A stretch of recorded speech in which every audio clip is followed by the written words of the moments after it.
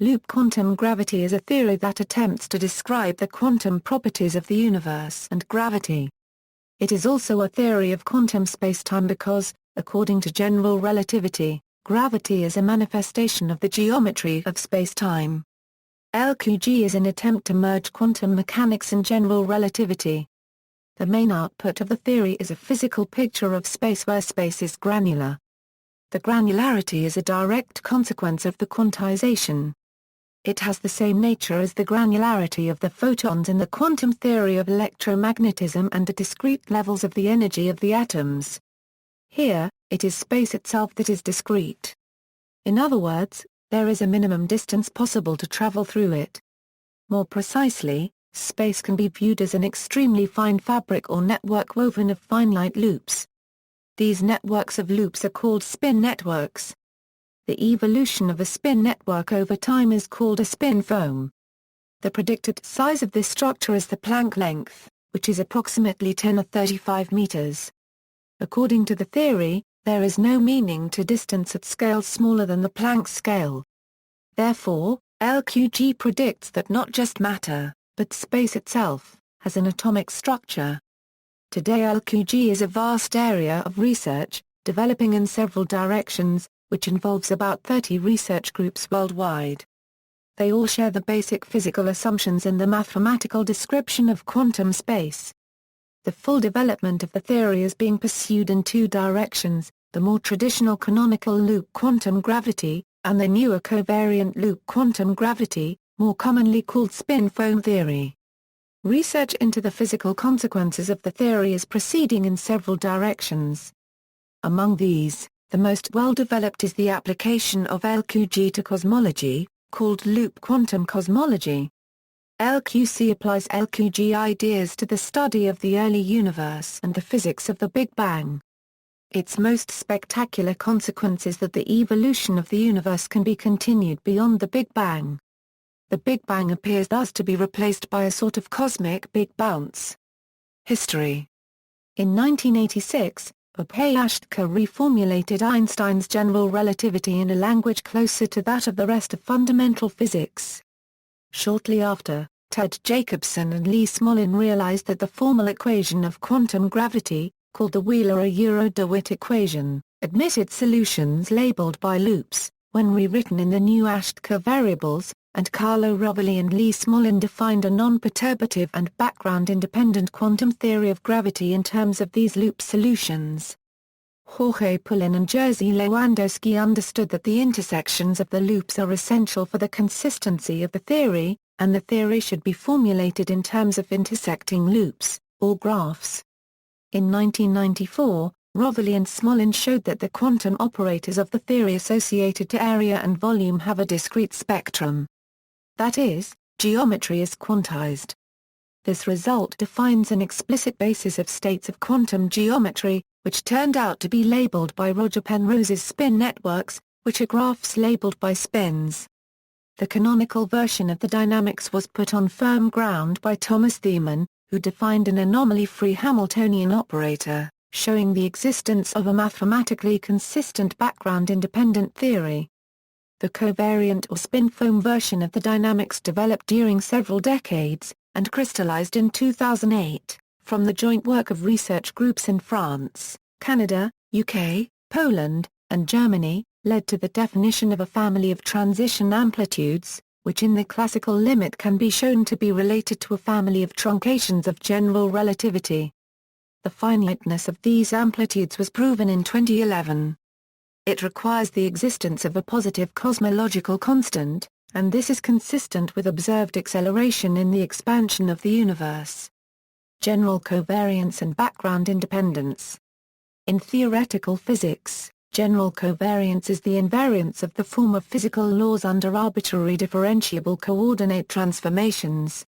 The essential idea is that coordinates are only artifices used in describing nature, and hence should play no role in the formulation of fundamental physical laws. A more significant requirement is the principle of general relativity that states that the laws of physics take the same form in all reference systems. This is a generalization of the principle of special relativity which states that the laws of physics take the same form in all inertial frames. In mathematics, a diffeomorphism is an isomorphism in the category of smooth manifolds. It is an invertible function that maps one differentiable manifold to another, such that both the function and its inverse are smooth. These are the defining symmetry transformations of general relativity, since the theory is formulated only in terms of a differentiable manifold. In general relativity, general covariance is intimately related to diffeomorphism invariance. This symmetry is one of the defining features of the theory. However, it is a common misunderstanding that diffeomorphism invariance refers to the invariance of the physical predictions of a theory under arbitrary coordinate transformations. This is untrue, and in fact every physical theory is invariant under coordinate transformations this way. Diffeomorphisms, as mathematicians define them, correspond to something much more radical. Intuitively, a way they can be envisaged is as simultaneously dragging all the physical fields over the bare differentiable manifold while staying in the same coordinate system. Diffeomorphisms are the true symmetry transformations of general relativity, and come about from the assertion that the formulation of the theory is based on a bare differentiable manifold, but not on any prior geometry. The theory is background independent. What is preserved under such transformations are the coincidences between the values the gravitational field take at such and such a place, and the values the matter fields take there. From these relationships one can form a notion of matter being located with respect to the gravitational field, or vice versa. This is what Einstein discovered, that physical entities are located with respect to one another only and not with respect to the spacetime manifold. As Carlo Rovelli puts it, no more fields on spacetime, just fields on fields. This is the true meaning of the saying the stage disappears and becomes one of the actors. Spacetime as a container over which physics takes place has no objective physical meaning, and instead the gravitational interaction is represented as just one of the fields forming the world. This is known as the relationalist interpretation of spacetime. The realization by Einstein that general relativity should be interpreted this way is the origin of his remark, "beyond my wildest expectations." In LQG, this aspect of general relativity is taken seriously, and this symmetry is preserved by requiring that the physical states remain invariant under the generators of diffeomorphisms. The interpretation of this condition is well understood for purely spatial diffeomorphisms. However, the understanding of diffeomorphisms involving time is more subtle because it is related to dynamics and the so-called problem of time in general relativity. A generally accepted calculational framework to account for this constraint has yet to be found. A plausible candidate for the quantum Hamiltonian constraint is the operator introduced by Thiemann. LQG is formally background independent. The equations of LQG are not embedded in, or dependent on, space and time. Instead, they are expected to give rise to space and time at distances which are large compared to the Planck length. The issue of background independence in LQG still has some unresolved subtleties. For example, some derivations require a fixed choice of the topology, while any consistent quantum theory of gravity should include topology change as a dynamical process. Constraints and their Poisson bracket algebra equals the constraints of classical canonical general relativity equals. In the Hamiltonian formulation of ordinary classical mechanics, the Poisson bracket is an important concept. A canonical coordinate system consists of canonical position and momentum variables that satisfy canonical Poisson bracket relations, where the Poisson bracket is given by for arbitrary phase space functions and with the use of Poisson brackets, the Hamilton's equations can be rewritten as. These equations describe a flow, or orbit in phase space generated by the Hamiltonian. Given any phase space function, we have. Let us consider constrained systems, of which general relativity is an example. In a similar way, the Poisson bracket between a constraint and the phase space variables generates a flow along an orbit in phase space generated by the constraint. There are three types of constraints in Ashitka's reformulation of classical general relativity. Gauss gauge constraints, the Gauss constraints. This represents an infinite number of constraints, one for each value of. These come about from re-expressing general relativity as an Younger-Mills type gauge theory. These infinite number of Gauss gauge constraints can be smeared with test fields with internal indices, which we demand vanish for any such function. These smeared constraints defined with respect to a suitable space of smearing functions give an equivalent description to the original constraints.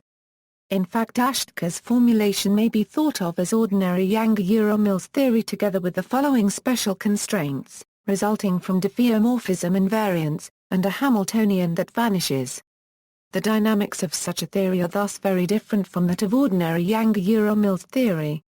Spatial diffeomorphism's constraints. The spatial diffeomorphism constraints can be smeared by the so-called shift functions to give an equivalent set of smeared spatial diffeomorphism constraints. These generate spatial diffeomorphisms along orbits defined by the shift function. Hamiltonian constraints. The Hamiltonian can be smeared by the so-called lapse functions to give an equivalent set of smeared Hamiltonian constraints. These generate time diffeomorphisms along orbits defined by the lapse function. In Ashke formulation, the gauge field is the configuration variable and its conjugate momentum is the triad. The constraints are certain functions of these phase space variables. We consider the action of the constraints on arbitrary phase space functions. An important notion here is the Lie derivative, which is basically a derivative operation that infinitesimally shifts functions along some orbit with tangent vector. Equals the Poisson bracket algebra equals. Of particular importance is the Poisson bracket algebra formed between the constraints themselves, as it completely determines the theory. In terms of the above smeared constraints, the constraint algebra amongst the Gauss law reads where. And so we see that the Poisson bracket of two Gauss law is equivalent to a single Gauss law evaluated on the commutator of the smearings. The Poisson bracket amongst spatial diffeomorphisms constraints reads. And we see that its effect is to shift the smearing. The reason for this is that the smearing functions are not functions of the canonical variables, and so the spatial diffeomorphism does not generate diffeomorphisms on them. They do, however, generate diffeomorphisms on everything else. This is equivalent to leaving everything else fixed while shifting the smearing. The action of the spatial diffeomorphism on the Gauss law is, again, it shifts the test field. The Gauss law has vanishing Poisson bracket with the Hamiltonian constraint. The spatial diffeomorphism constraint with a Hamiltonian gives a Hamiltonian with its smearing shifted. Finally, the Poisson bracket of two Hamiltonians is a spatial diffeomorphism. Where is some phase space function? That is, it is a sum over infinitesimal spatial diffeomorphisms constraints where the coefficients of proportionality are not constants but have non-trivial phase space dependence. A Lie algebra, with constraints, is of the form where are constants. The above Poisson bracket algebra for general relativity does not form a true Lie algebra, as we have structure functions rather than structure constants for the Poisson bracket between two Hamiltonians. This leads to difficulties. Dirac observables equals, the constraints define a constraint surface in the original phase space. The gauge motions of the constraints apply to all phase space but have the feature that they leave the constraint surface where it is, and thus the orbit of a point in the hypersurface under gauge transformations will be in orbit entirely within it.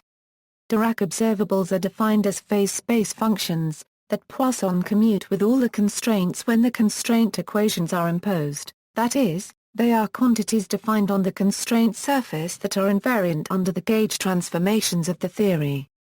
Then, solving only the constraint and determining the Dirac observables with respect to it leads us back to the ADM phase space with constraints. The dynamics of general relativity is generated by the constraints. It can be shown that 6 Einstein equations describing time evolution can be obtained by calculating the Poisson brackets of the 3-metric and its conjugate momentum with a linear combination of the spatial diffeomorphism and Hamiltonian constraint. The vanishing of the constraints, giving the physical phase space, are the 4 other Einstein equations. Quantization of the constraints the equations of quantum general relativity equals prehistory and Ashke new variables equals. Many of the technical problems in canonical quantum gravity revolve around the constraints. Canonical general relativity was originally formulated in terms of metric variables, but there seem to be insurmountable mathematical difficulties in promoting the constraints to quantum operators because of their highly nonlinear dependence on the canonical variables. The equations were much simplified with the introduction of Ashke's new variables. Ashke variables describe canonical general relativity in terms of a new pair canonical variables closer to that of gauge theories. The first step consists of using densitized triads to encode information about the spatial metric. Where is the flat space metric, and the above equation expresses that, when written in terms of the basis, is locally flat. The densitized triads are not unique, and in fact one can perform a local and space rotation with respect to the internal indices. The canonically conjugate variable is related to the extrinsic curvature π. But problems similar to using the metric formulation arise when one tries to quantize the theory. Ashke's new insight was to introduce a new configuration variable that behaves as a complex connection where is related to the so-called spin connection via. Here is called the chiral spin connection. It defines a covariant derivative. It turns out that is the conjugate momentum of, and together these form Ashke's new variables. The expressions for the constraints in Ashke variables. The Gauss's law, the spatial diffeomorphism constraint and the Hamiltonian constraint then read, respectively, where is the field strength tensor of the connection and where is referred to as the vector constraint. The above-mentioned local and space rotational invariance is the original of the gauge invariance here expressed by the Gauss law. Note that these constraints are polynomial in the fundamental variables, unlike as with the constraints in the metric formulation.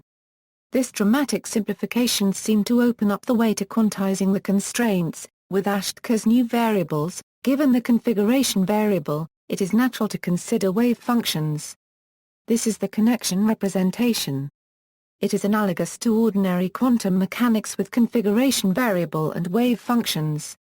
The configuration variable gets promoted to a quantum operator via, analogous to, and the triads are derivatives. Analogous to. In passing over to the quantum theory, the constraints become operators on a kinematic Hilbert space. Note that different ordering of the S and S when replacing the S with derivatives give rise to different operators. The choice made is called the factor ordering and should be chosen via physical reasoning. Formally they read. There are still problems in properly defining all these equations and solving them. For example, the Hamiltonian constraint Ashke worked with was the densitized version instead of the original Hamiltonian, that is, he worked with. There were serious difficulties in promoting this quantity to a quantum operator. Moreover, although Ashke variables have the virtue of simplifying the Hamiltonian, they are complex. When one quantizes the theory, it is difficult to ensure that one recovers real general relativity as opposed to complex general relativity. Quantum constraints as the equations of quantum general relativity equals, we now move on to demonstrate an important aspect of the quantum constraints. We consider Gauss' law only. First we state the classical result that the Poisson bracket of the smeared Gauss law with the connections is. The quantum Gauss law reads. If one smears the quantum Gauss law and study its action on the quantum state, one finds that the action of the constraint on the quantum state is equivalent to shifting the argument of by an infinitesimal gauge transformation. And the last identity comes from the fact that the constraint annihilates the state. So the constraint, as a quantum operator, is imposing the same symmetry that its vanishing imposed classically. It is telling us that the functions have to be gauge invariant functions of the connection. The same idea is true for the other constraints. Therefore the two-step process in the classical theory of solving the constraints and looking for the gauge orbits is replaced by a one-step process in the quantum theory, namely looking for solutions of the quantum equations. This is because it obviously solves the constraint at the quantum level and it simultaneously looks for states that are gauge invariant because is the quantum generator of gauge transformations. Recall that, at the classical level, solving the admissibility conditions and evolution equations was equivalent to solving all of Einstein's field equations. This underlines the central role of the quantum constraint equations in canonical quantum gravity. equals introduction of the loop representation equals.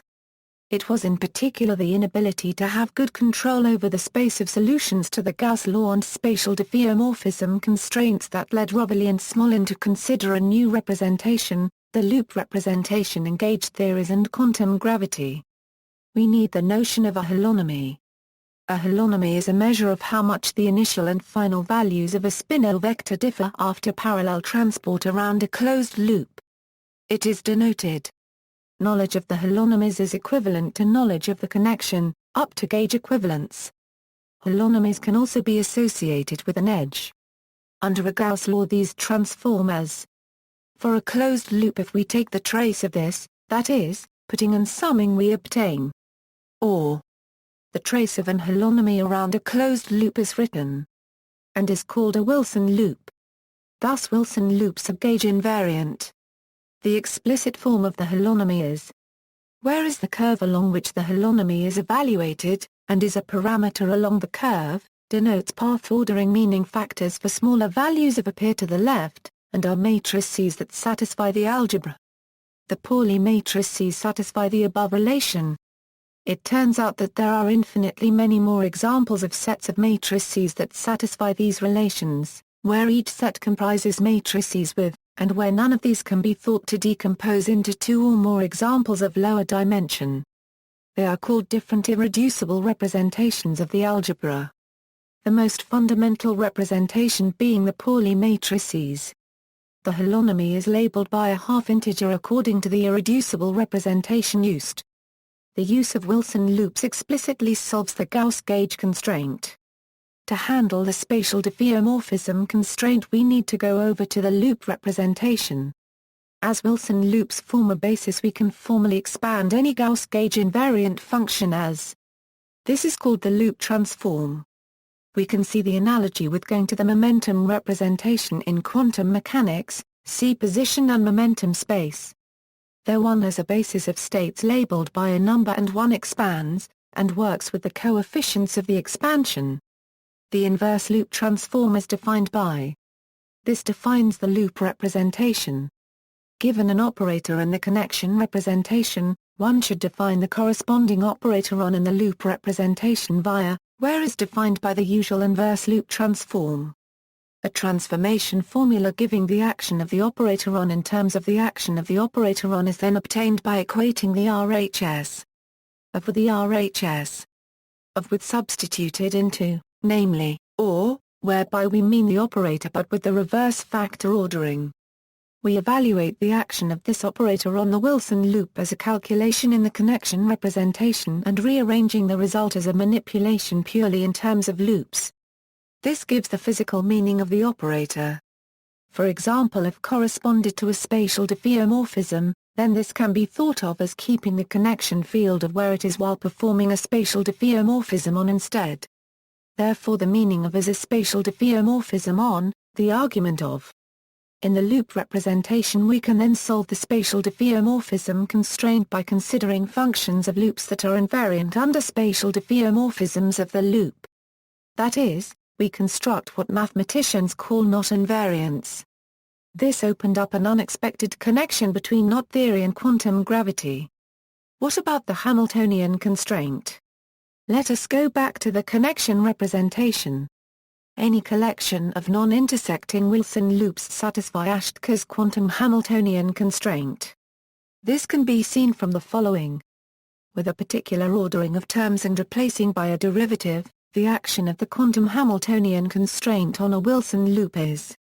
When a derivative is taken it brings down the tangent vector of the loop. So we have something like. However, as is anti-symmetric in the indices and this vanishes. Now let us go back to the loop representation. We consider wave functions that vanish if the loop has discontinuities and that are not invariants. Such functions solve the Gauss law, the spatial diffeomorphism constraint and the Hamiltonian constraint. Thus we have identified an infinite set of exact solutions to all the equations of quantum general relativity. This generated a lot of interest in the approach and eventually led to LQG equals geometric operators, the need for intersecting Wilson loops and spin network states equals, The easiest geometric quantity is the area. Let us choose coordinates so that the surface is characterized by the area of small parallelogram of the surface is the product of length of each side times where is the angle between the sides. Say one edge is given by the vector and the other by then. From this we get the area of the surface to be given by where and is the determinant of the metric induced on. This can be rewritten as the standard formula for an inverse matrix is. Note the similarity between this and the expression for. But in Ashtkar variables we have. Therefore, according to the rules of canonical quantization we should promote the triads to quantum operators. It turns out that the area can be promoted to a well-defined quantum operator despite the fact that we are dealing with product of two functional derivatives and worse we have a square root to contend with as well. Putting, we talk of being in the th representation. We note that this quantity is important in the final formula for the area spectrum. We simply state the result below, where the sum is over all edges of the Wilson loop that pierce the surface. The formula for the volume of a region is given by the quantization of the volume proceeds the same way as with the area. As we take the derivative, and each time we do so we bring down the tangent vector, when the volume operator acts on non-intersecting Wilson loops the result vanishes. Quantum states with non-zero volume must therefore involve intersections. Given that the antisymmetric summation is taken over in the formula for the volume we would need at least intersections with three non-coplanar lines. Actually it turns out that one needs at least four valent vertices for the volume operator to be non-vanishing. We now consider Wilson loops with intersections. We assume the real representation where the gauge group is. Wilson loops are an over-complete basis as there are identities relating different Wilson loops. These come about from the fact that Wilson loops are based on matrices and these matrices satisfy identities. Given any two matrices and it is easy to check that. This implies that given two loops and that intersect, we will have. Whereby we mean the loop traversed in the opposite direction and means the loop obtained by going around the loop and then along. See figure below. Given that the matrices are unitary one has that. Also given the cyclic property of the matrix traces one has that. These identities can be combined with each other into further identities of increasing complexity adding more loops. These identities are the so-called Mandelstam identities. Spin networks certain are linear combinations of intersecting Wilson loops designed to address the over-completeness introduced by the Mandelstam identities and actually constitute a basis for all gauge invariant functions. As mentioned above, the holonomy tells you how to propagate test spin half particles. A spin network state assigns an amplitude to a set of spin half particles tracing out a path in space, merging and splitting. These are described by spin networks. The edges are labeled by spins together with intertwiners at the vertices which are prescription for how to sum over different ways the spins are rerouted. The sum over rerouting are chosen as such to make the form of the intertwiner invariant under Gauss gauge transformations. Real variables, modern analysis and LQG equals. Let us go into more detail about the technical difficulties associated with using Ashtkar's variables. With Ashtkar's variables one uses a complex connection and so the relevant gauge group is actually a knot.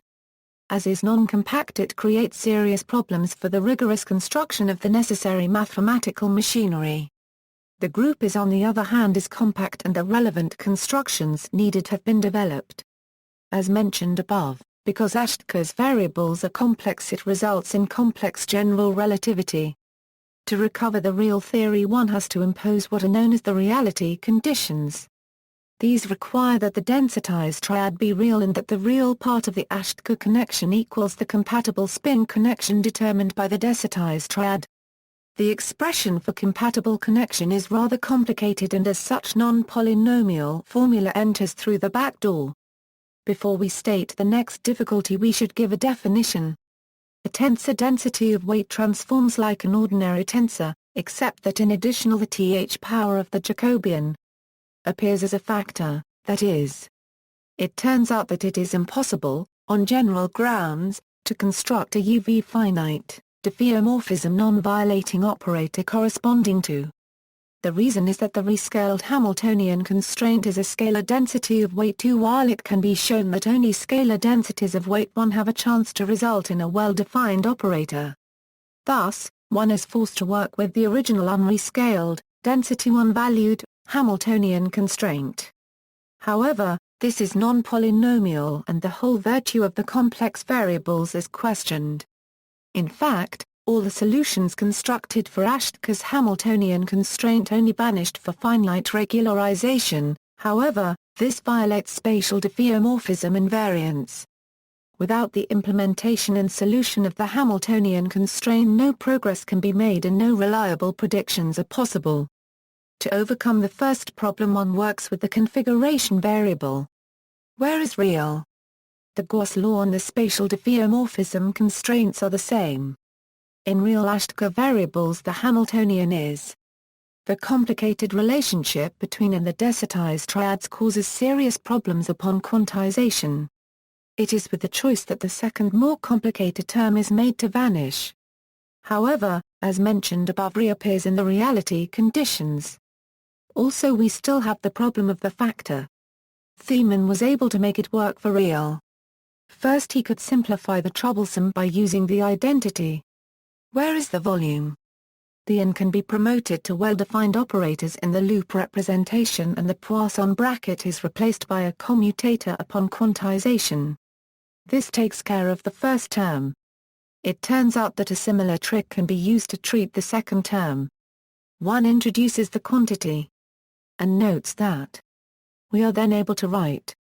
The reason the quantity is easier to work with at the time of quantization is that it can be written as where we have used that the integrated densitized trace of the extrinsic curvature is the time derivative of the volume.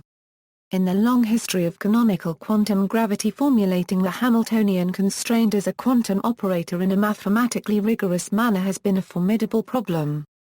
It was in the loop representation that a mathematically well-defined Hamiltonian constraint was finally formulated in 1996.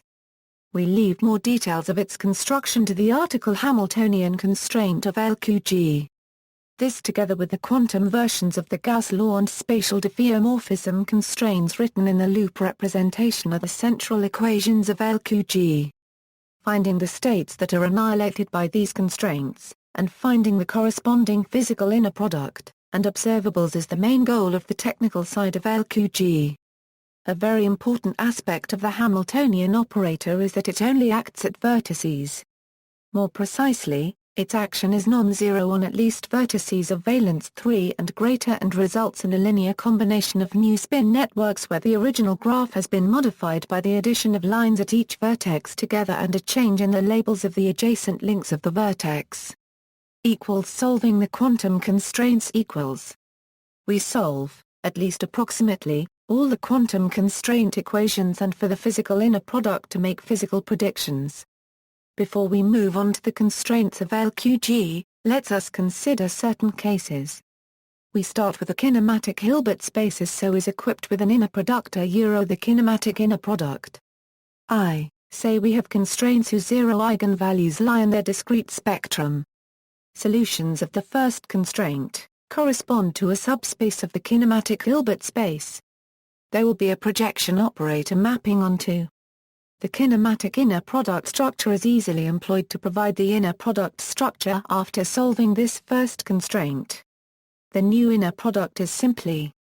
They are based on the same inner product and are states normalizable with respect to it, the zero point is not contained in the point spectrum of all there is then no non-trivial solution to the system of quantum constraint equations for all. For example, the zero eigenvalue of the operator lies in the continuous spectrum, but the formal eigenstate is not normalizable in the kinematic inner product, and so does not belong to the kinematic Hilbert space. In these cases we take a dense subset of with very good convergence properties and consider its dual space, then. The constraint operator is then implemented on this larger dual space, which contains distributional functions, under the adjoint action on the operator. One looks for solutions on this larger space. This comes at the price that the solutions must be given a new Hilbert space inner product with respect to which they are normalizable. In this case we have a generalized projection operator on the new space of states. We cannot use the above formula for the new inner product as it diverges, instead the new inner product is given by the simply modification of the above. The generalized projector is known as a rigging map.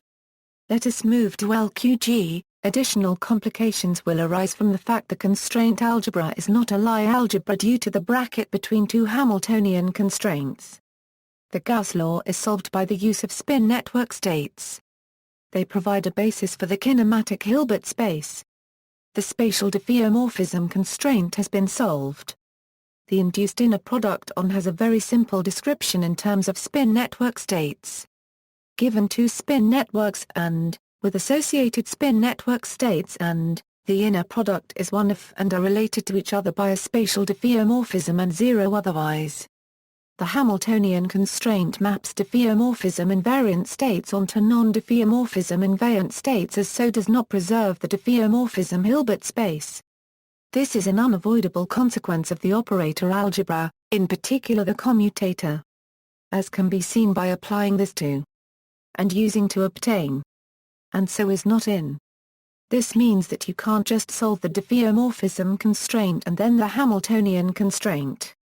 This problem can be circumvented by the introduction of the master constraint. With its trivial operator algebra, one is then able in principle to construct a physical inner product from spin foams. In loop quantum gravity, a spin network represents a quantum state of the gravitational field on a three-dimensional hypersurface. The set of all possible spin networks is countable. It constitutes a basis of LQG Hilbert space. In physics, a spin foam is a topological structure made out of two-dimensional faces that represents one of the configurations that must be summed to obtain a Feynman's path integral description of quantum gravity. It is closely related to loop quantum gravity. Equals spin foam derived from the Hamiltonian constraint operator equals. The Hamiltonian constraint generates time evolution. Solving the Hamiltonian constraint should tell us how quantum states evolve in time from an initial spin network state to a final spin network state. One approach to solving the Hamiltonian constraint starts with what is called the Dirac delta function. This is a rather singular function of the real line, denoted, that is zero everywhere except at but whose integral is finite and non-zero.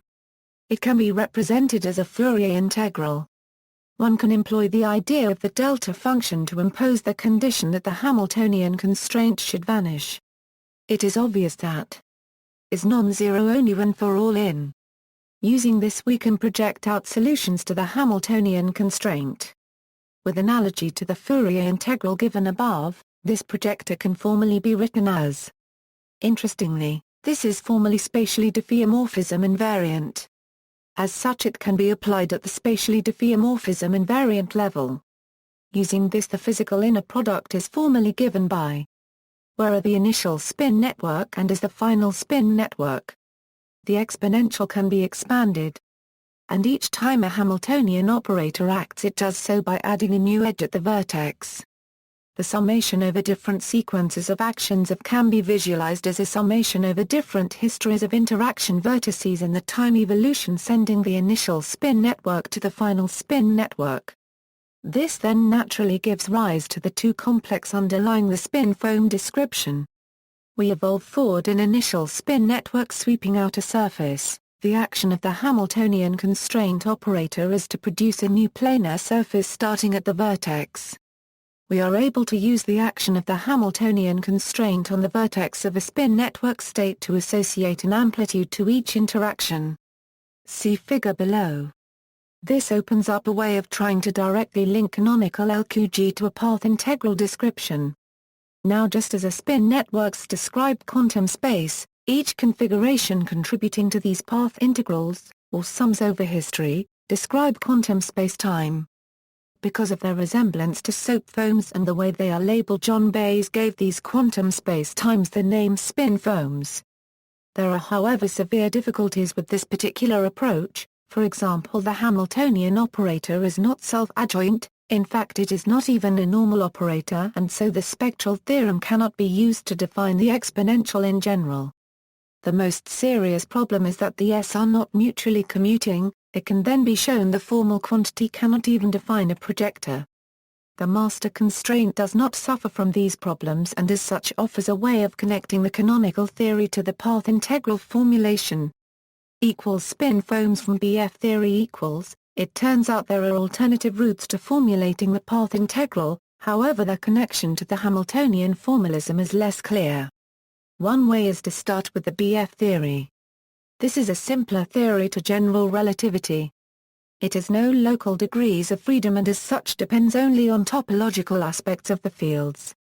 BF theory is what is known as a topological field theory. Surprisingly, it turns out that general relativity can be obtained from BF theory by imposing a constraint. BF theory involves a field, and if one chooses the field to be the product of two tetrads. Tetrads are like triads but in four spacetime dimensions, one recovers general relativity. The condition that the field be given by the product of two tetrads is called the simplicity constraint. The spin foam dynamics of the topological field theory is well understood. Given the spin foam interaction amplitudes for this simple theory, one then tries to implement the simplicity conditions to obtain a path integral for general relativity. The non-trivial task of constructing a spin foam model is then reduced to the question of how the simplicity constraint should be imposed in the quantum theory. The first attempt at this was the famous Barrett-Eurocrane model. However, this model was shown to be problematic. For example, there did not seem to be enough degrees of freedom to ensure the correct classical limit. It has been argued that the simplicity constraint was imposed too strongly at the quantum level and should only be imposed in the sense of expectation values, just as with the Lorentz gauge condition in the Gupta-Euro-Bleuler formalism of quantum electrodynamics. New models have now been put forward, sometimes motivated by imposing the simplicity conditions in a weaker sense. Another difficulty here is that spin foams are defined on a discretization of spacetime. While this presents no problems for a topological field theory as it has no local degrees of freedom, it presents problems for GR. This is known as the problem triangularization dependence. Modern formulation of spin foams equals, just as imposing the classical simplicity constraint recovers general relativity from BF theory, one expects an appropriate quantum simplicity constraint will recover quantum gravity from quantum BF theory. Much progress has been made with regard to this issue by Engel, Pereira, and Rovelli and Friedel and Krasnov in defining spin foam interaction amplitudes with much better behavior. An attempt to make contact between EPRLFK spin foam and the canonical formulation of LQG has been made. Spin foam derived from the master constraint operator equals, see below. The semi-classical limit. What is the semi-classical limit? The classical limit or correspondence limit is the ability of a physical theory to approximate or recover classical mechanics when considered over special values of its parameters. The classical limit is used with physical theories that predict non-classical behavior. In physics, the correspondence principle states that the behavior of systems described by the theory of quantum mechanics reproduces classical physics in the limit of large quantum numbers. In other words, it says that for large orbits and for large energies, quantum calculations must agree with classical calculations. The principle was formulated by Niels Bohr in 1920, though he had previously made use of it as early as 1913 in developing his model of the atom. There are two basic requirements in establishing the semi-classical limit of any quantum theory: I, reproduction of the Poisson brackets. This is extremely important because, as noted above, the Poisson bracket algebra formed between the constraints themselves completely determines the classical theory. This is analogous to establishing Ehrenfest's theorem. The specification of a complete set of classical observables whose corresponding operators when acted on by appropriate semi-classical states reproduce the same classical variables with small quantum corrections. This may be easily done, for example, in ordinary quantum mechanics for a particle, but in general relativity this becomes a highly non-trivial problem as we will see below. Equals why might LQG not have general relativity as its semi-classical limit? Equals, any candidate theory of quantum gravity must be able to reproduce Einstein's theory of general relativity as a classical limit of a quantum theory. This is not guaranteed because of a feature of quantum field theories, which is that they have different sectors. These are analogous to the different phases that come about in the thermodynamical limit of statistical systems. Just as different phases are physically different, so are different sectors of a quantum field theory. It may turn out that LQG belongs to an unphysical sector, one in which you do not recover general relativity in the semi-classical limit. Theorems establishing the uniqueness of the loop representation as defined by Ashtgar et al. Have been given by two groups. Before this result was established, it was not known whether there could be other examples of Hilbert spaces with operators invoking the same loop algebra, other realizations, not equivalent to the one that had been used so far. These uniqueness theorems imply no others exist, and so if LQG does not have the correct semi-classical limit, then this would mean the end of the loop representation of quantum gravity altogether. Difficulties checking the semi-classical limit of LQG. There are difficulties in trying to establish LQG gives Einstein's theory of general relativity in the semi-classical limit. There are a number of particular difficulties in establishing the semi-classical limit. There is no operator corresponding to infinitesimal spatial diffeomorphisms. Instead, it must be approximated by finite spatial diffeomorphisms, and so the Poisson bracket structure of the classical theory is not exactly reproduced. This problem can be circumvented with the introduction of the so-called master constraint. There is the problem of reconciling the discrete combinatorial nature of the quantum states with the continuous nature of the fields of the classical theory. There are serious difficulties arising from the structure of the Poisson brackets involving the spatial diffeomorphism and Hamiltonian constraints. In particular, the algebra of Hamiltonian constraints does not close. It is proportional to a sum over infinitesimal spatial diffeomorphisms where the coefficients of proportionality are not constants but have non-trivial phase space dependence. As such, it does not form a Lie algebra. However, the situation is much improved by the introduction of the master constraint. The semi-classical machinery developed so far is only appropriate to non-graph changing operators. However, Thiemann's Hamiltonian constraint is a graph-changing operator. The new graph it generates has degrees of freedom upon which the coherent state does not depend, and so their quantum fluctuations are not suppressed. There is also the restriction, so far, that these coherent states are only defined at the kinematic level, and now one has to lift them to the level of and. It can be shown that Thiemann's Hamiltonian constraint is required to be graph-changing in order to resolve problem 3 in some sense. The master constraint algebra, however, is trivial, and so the requirement that it be graph-changing can be lifted, and indeed non-graph-changing master constraint operators have been defined. Formulating observables for classical general relativity is a formidable problem by itself because of its nonlinear nature and space-time diffeomorphism invariance. In fact, a systematic approximation scheme to calculate observables has only been recently developed. Difficulties in trying to examine the semi-classical limit of the theory should not be confused with it having the wrong semi-classical limit. Progress in demonstrating LQG has the correct semi-classical limit equals. Much details here to be written up. Concerning issue number 2 above, one can consider so-called weave states. Ordinary measurements of geometric quantities are macroscopic, and Planckian discreteness is smoothed out. The fabric of a T-shirt is analogous. At a distance it is a smooth curved two-dimensional surface. But a closer inspection we see that it is actually composed of thousands of one-dimensional linked threads. The image of space given in LQG is similar. Consider a very large spin network formed by a very large number of nodes and links, each of Planck's scale. But probed at a macroscopic scale, it appears as a three-dimensional continuous metric geometry. As far as the editor knows, problem 4 of having semi-classical machinery for non-graph changing operators is at the moment still out of reach. To make contact with familiar low-energy physics, it is mandatory to have to develop approximation schemes both for the physical inner product and for Dirac observables. The spin-foe models have been intensively studied can be viewed as avenues toward approximation schemes for the physical inner product. Markopoulou et al. Adopted the idea of noiseless subsystems in an attempt to solve the problem of the low energy limit in background-independent quantum gravity theories. The idea has even led to the intriguing possibility of matter of the Standard Model being identified with emergent degrees of freedom from some versions of LQG. As Weikman emphasized in the 1950s, in Minkowski QFTs the point functions completely determine the theory. In particular, one can calculate the scattering amplitudes from these quantities.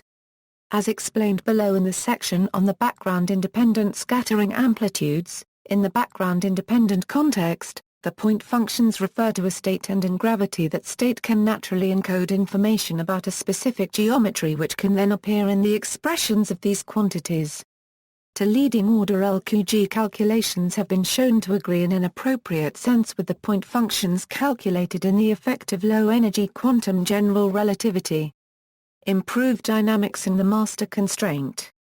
The master constraint equals, Thiemann's master constraint should not be confused with the master equation, which has to do with random processes.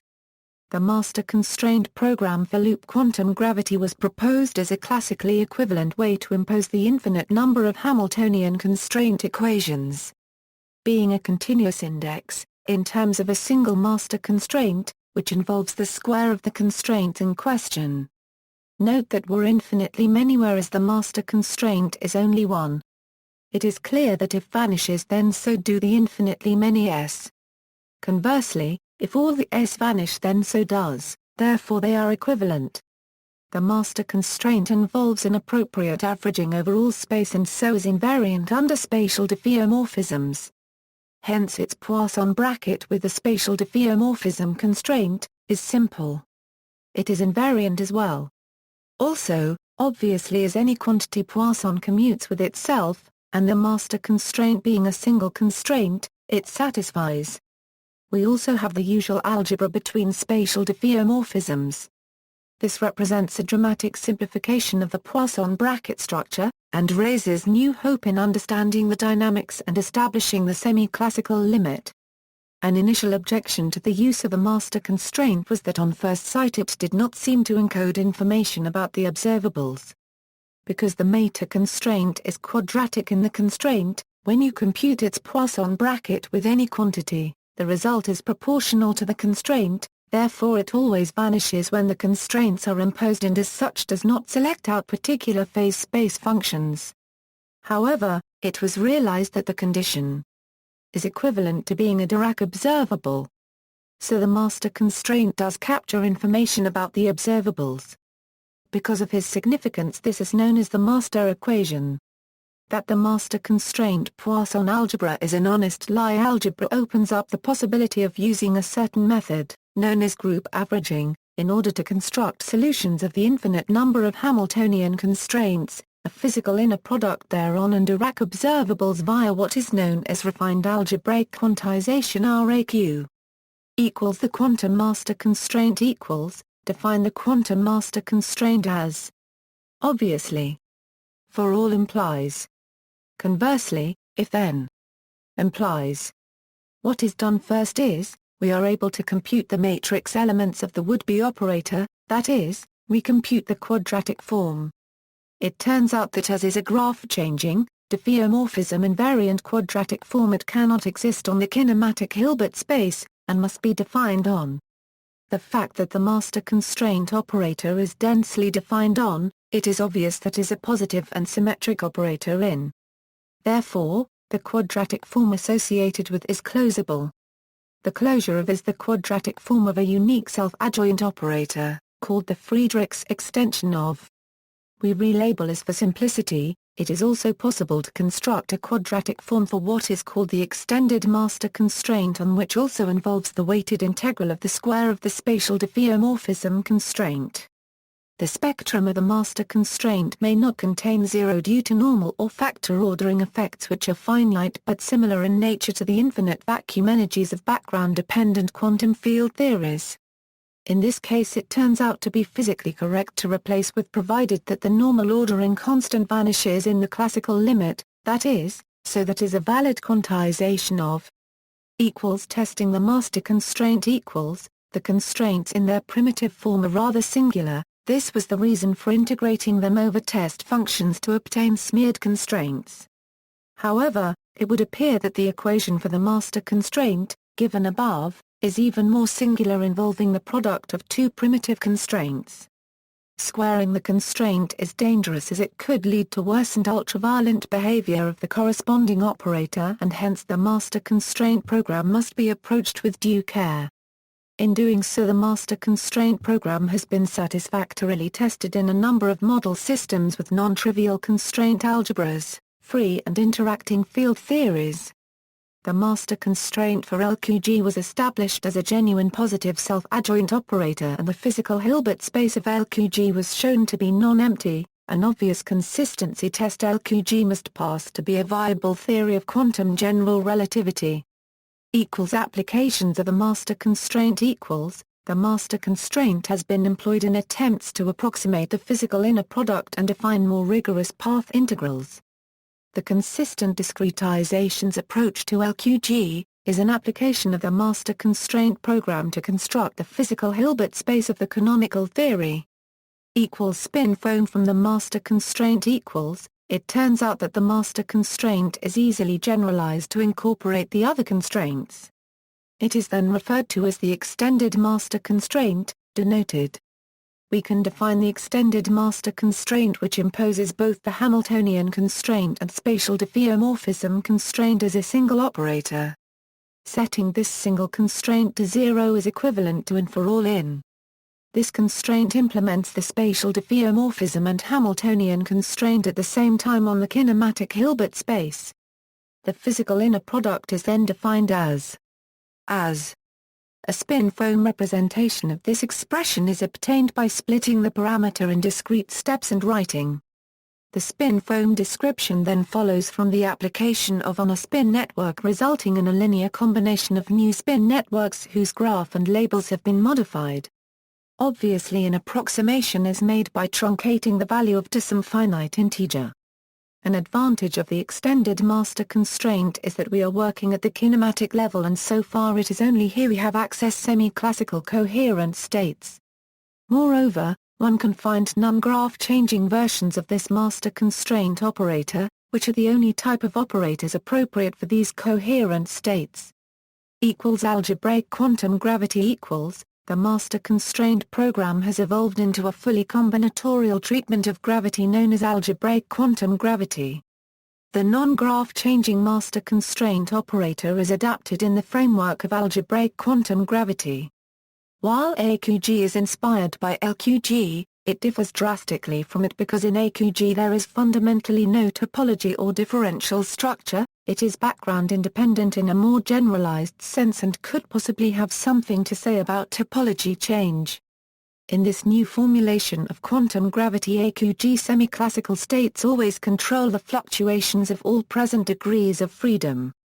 This makes the AQG semi-classical analysis superior over that of LQG, and progress has been made in establishing it as the correct semi-classical limit and providing contact with familiar low-energy physics.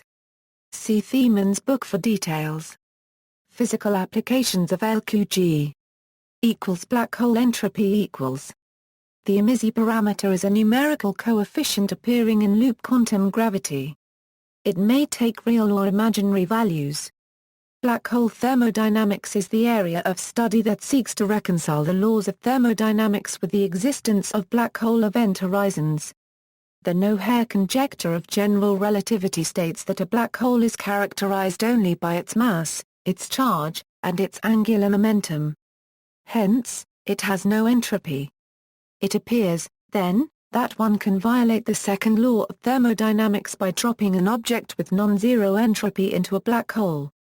Work by Stephen Hawking and Jacob Beekenstein showed that one can preserve the second law of thermodynamics by assigning to each black hole a black hole entropy. Whereas the area of the hole's event horizon is the Boltzmann constant, and is the Planck length. The fact that the black hole entropy is also the maximal entropy that can be obtained by the Beekenstein bound was the main observation that led to the holographic principle. An oversight in the application of the no-hair theorem is the assumption that the relevant degrees of freedom accounting for the entropy of the black hole must be classical in nature. What if they were purely quantum mechanical instead and had non-zero entropy?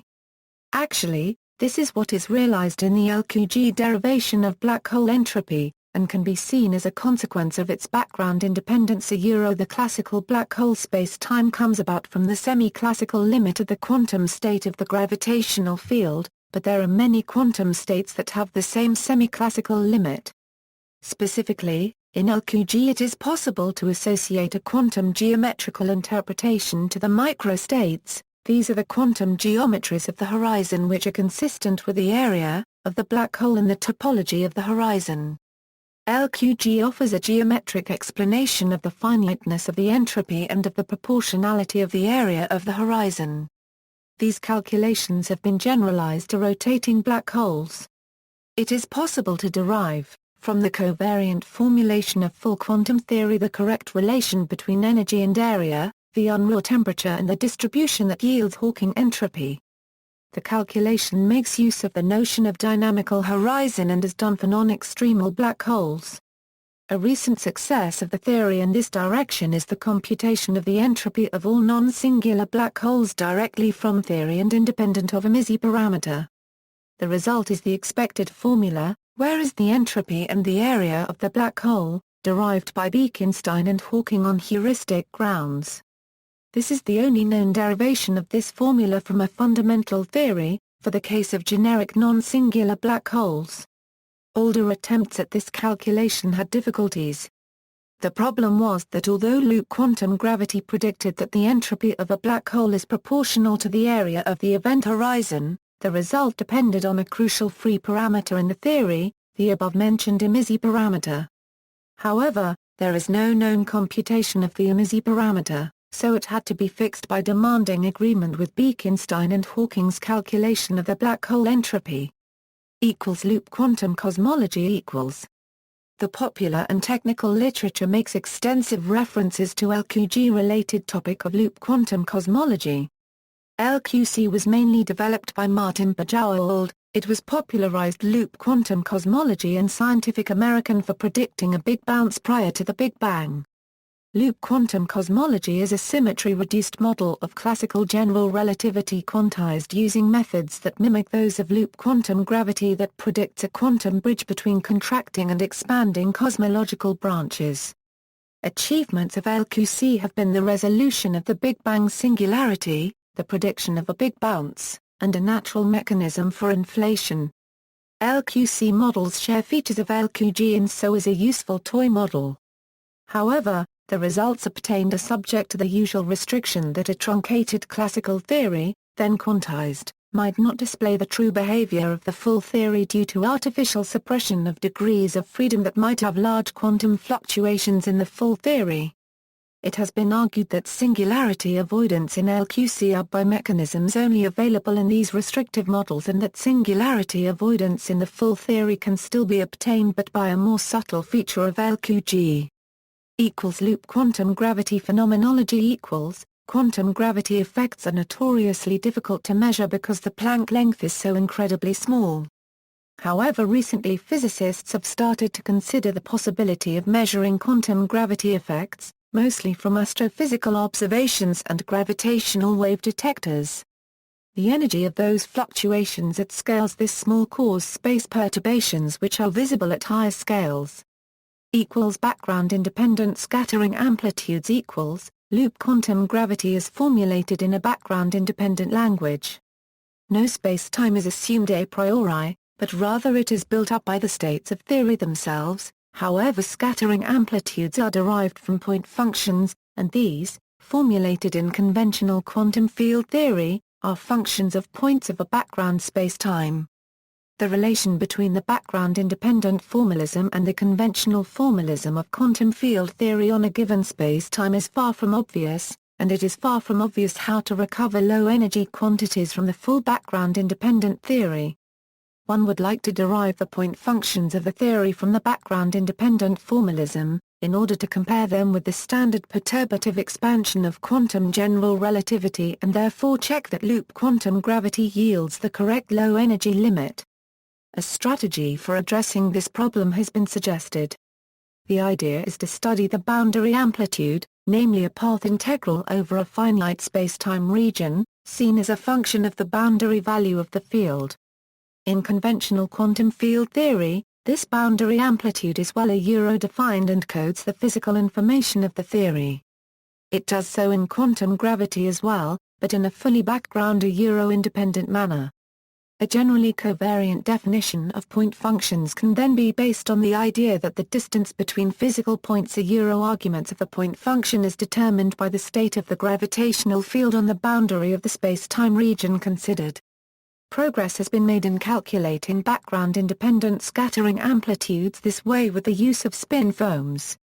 This is a way to extract physical information from the theory. Claims to have reproduced the correct behavior for graviton scattering amplitudes and to have recovered classical gravity have been made. We have calculated Newton's law starting from a world with no space and no time. Carlo Rovelli. Gravitons, string theory, supersymmetry, extra dimensions in LQG. Some quantum theories of gravity posit a spin-2 quantum field that is quantized, giving rise to gravitons. In string theory, one generally starts with quantized excitations on top of a classically fixed background. This theory is thus described as background-dependent. Particles like photons as well as changes in the space-time geometry are both described as excitations on the string worldsheet. The background dependence of string theory can have important physical consequences, such as determining the number of quark generations. In contrast, loop quantum gravity, like general relativity, is manifestly background independent, eliminating the background required in string theory. Loop quantum gravity, like string theory, also aims to overcome the known normalizable divergences of quantum field theories. LQG never introduces a background and excitations living on this background, so LQG does not use gravitons as building blocks.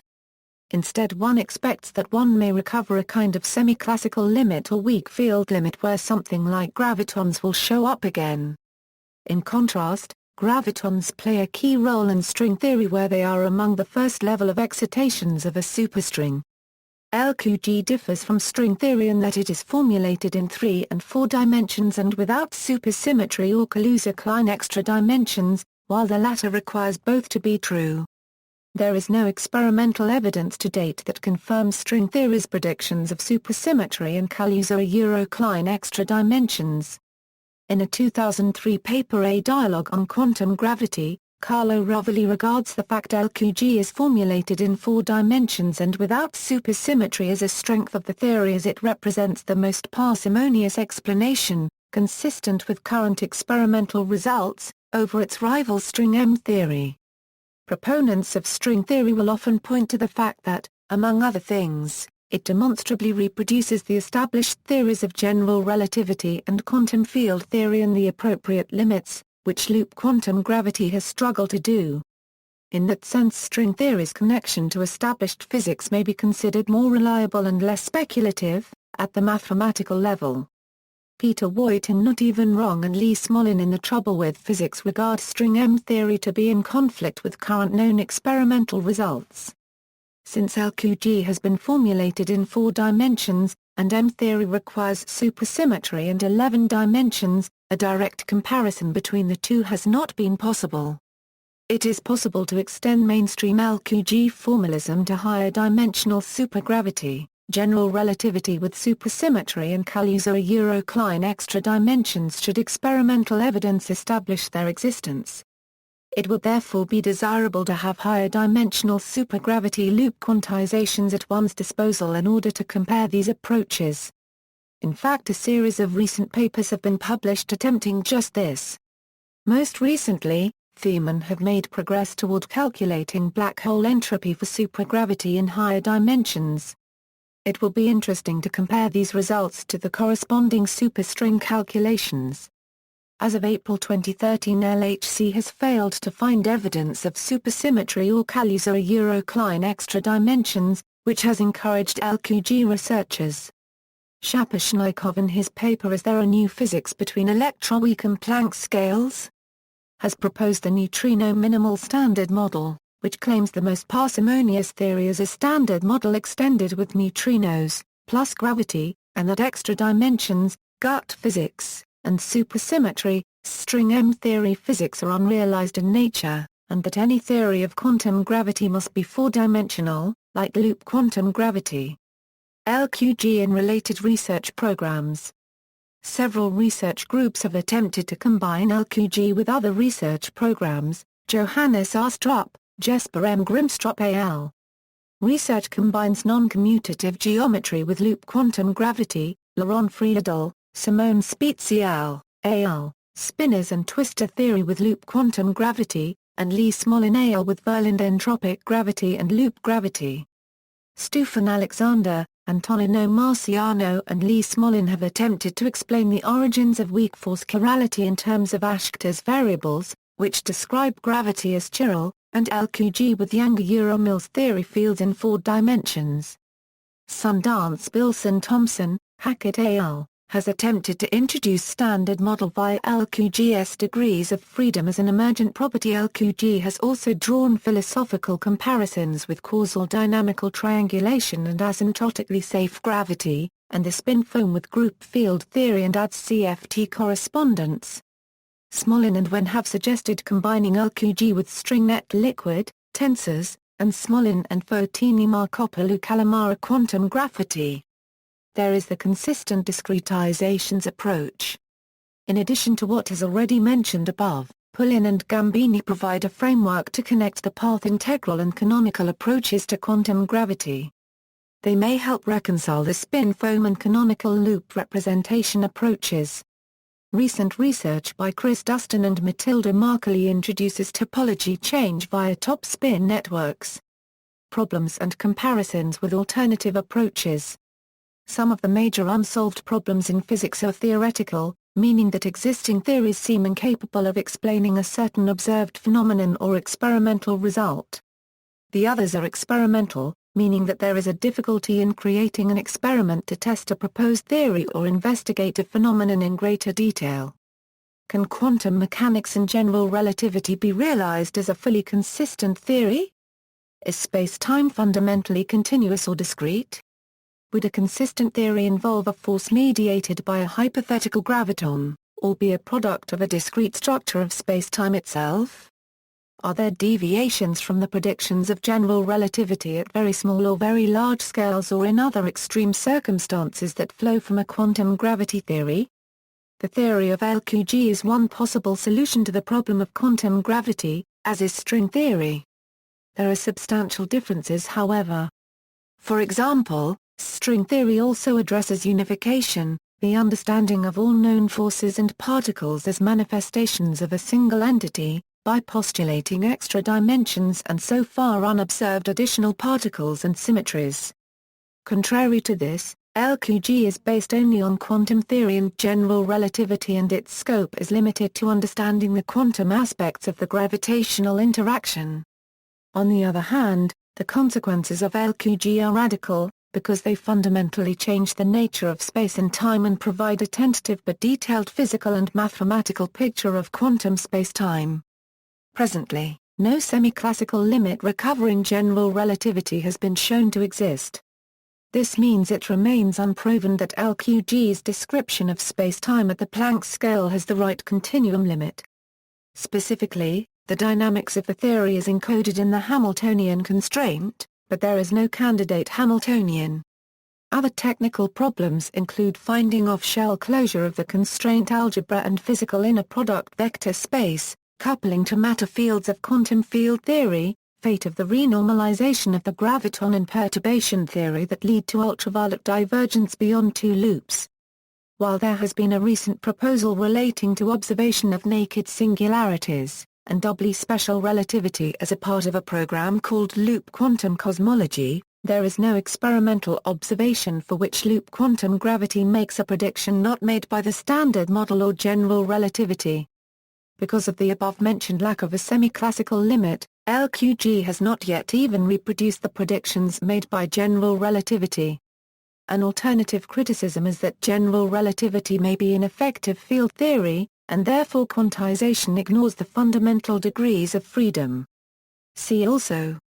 Notes. References, topical reviews, Rovelli, Carlo. Zakopane Lectures on Loop Gravity. AR Ziv, 1102.3660. Rovelli, Carlo. Loop Quantum Gravity. Living Reviews in Relativity 1. Retrieved March 13, 2008. Thiemann, Thomas. Lectures on Loop Quantum Gravity. Lectures Notes in Physics. Lecture Notes in Physics 631, 41 Euro 135.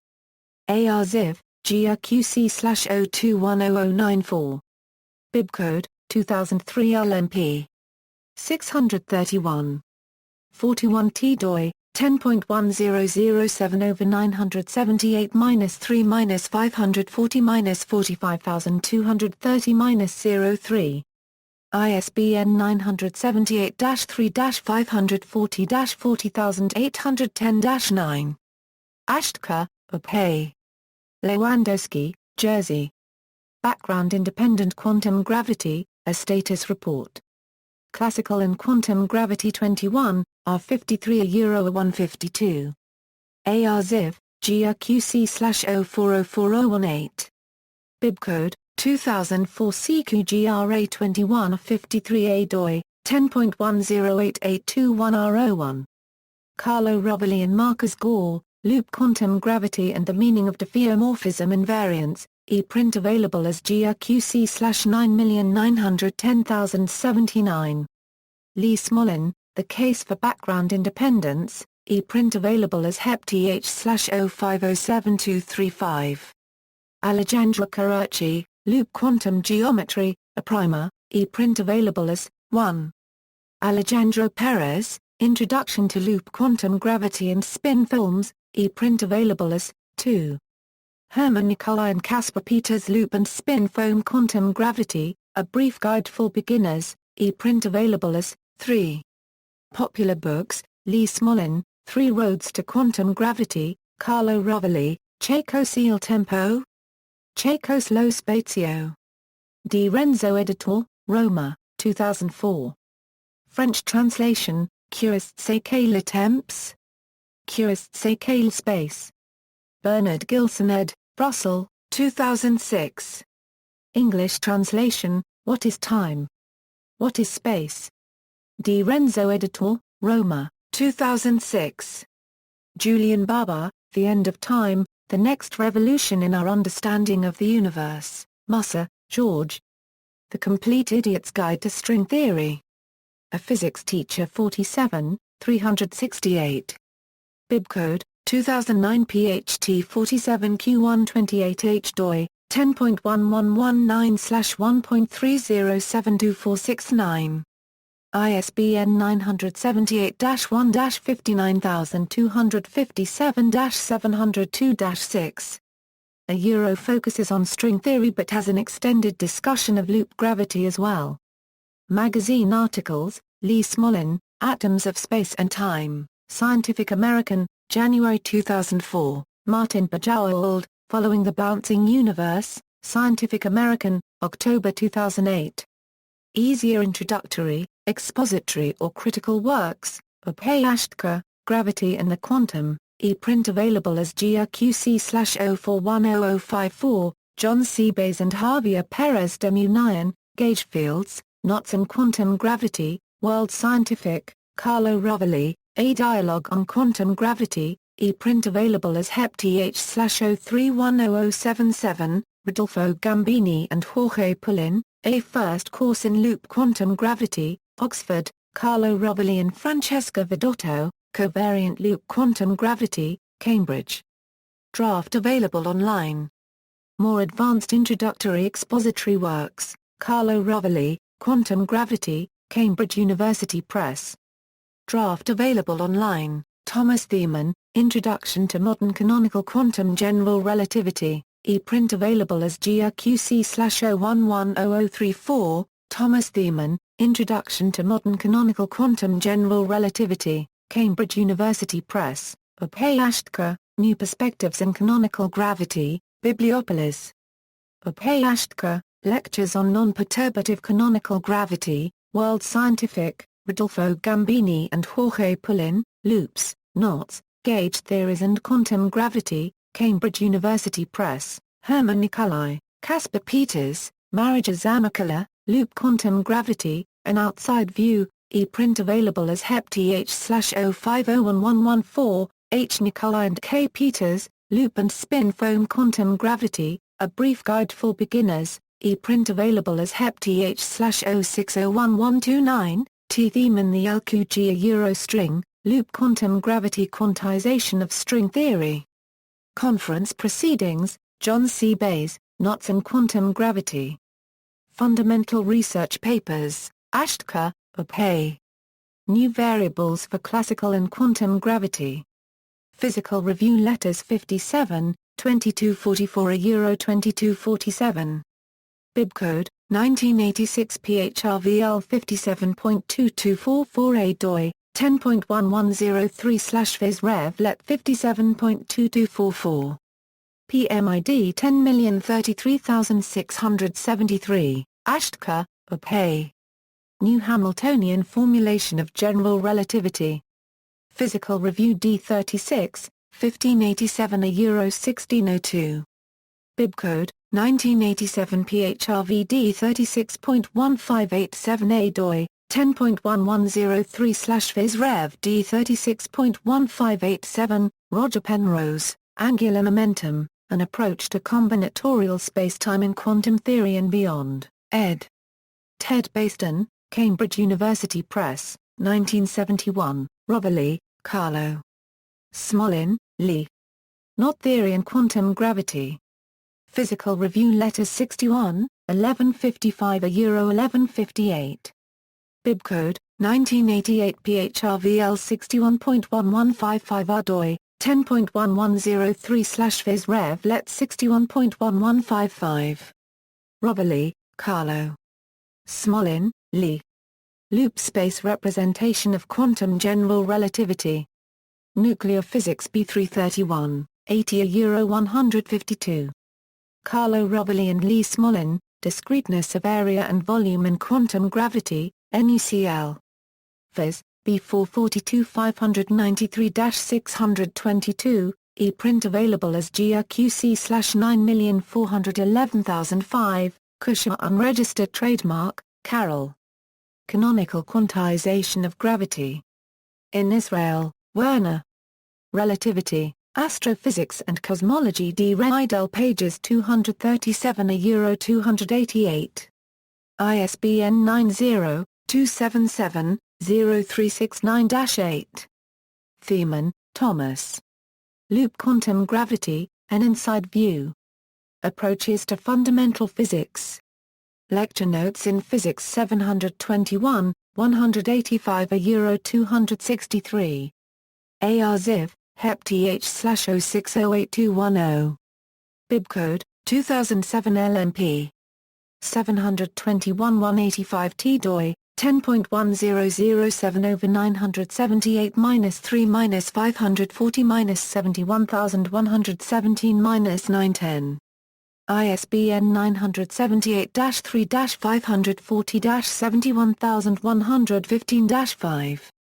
External links, Loop Quantum Gravity by Carlo Rovelli Physics World, November 2003, Quantum Foam and Loop Quantum Gravity, Opayashtka, Semi-Popular Articles. Some excellent popular articles suitable for beginners about space, time, GR, and LQG. Loop Quantum Gravity, Lee Smolin. Loop Quantum Gravity on arXiv.org, a list of LQG references catered to fresh graduates. Loop Quantum Gravity lectures online by Lee Smolin, Spin Networks, Spin Foams and Loop Quantum Gravity, Wired Magazine, News: Moving Beyond String Theory, April 2006 Scientific American Special Issue, A Matter of Time, has Lee Smolin LQG article Atoms of Space and Time, September 2006, The Economist, article Looping the Loop, Gamma Ray Large Area Space Telescope, http://gsfc nasa.gov/Xeno meets modern science. Article from Acta Physica Polonica B by Z.K. Siligards. Did pre-Big Bang universe leave its mark on the sky? According to a model based on loop quantum gravity theory, a parent universe that existed before ours may have left an imprint,